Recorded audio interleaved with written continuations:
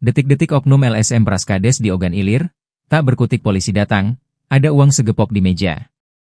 Beredar video penangkapan dua oknum anggota Lembaga Swadaya Masyarakat, LSM, yang diduga memeras kepala desa di Ogan Ilir.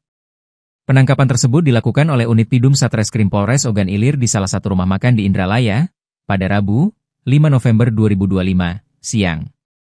Video berdurasi 3 menit 19 detik itu memperlihatkan beberapa orang polisi berpakaian preman mendatangi dua pelaku yang baru selesai santap siang.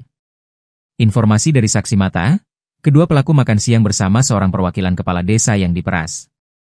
Saat terjadinya penangkapan, informan tersebut sedang berada di TKP.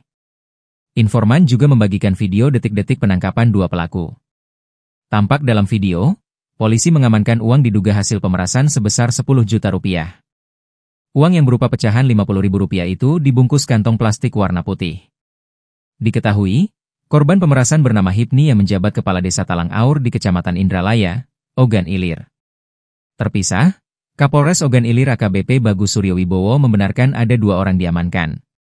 Polisi belum dapat membeberkan identitas lengkap terduga pelaku pemerasan.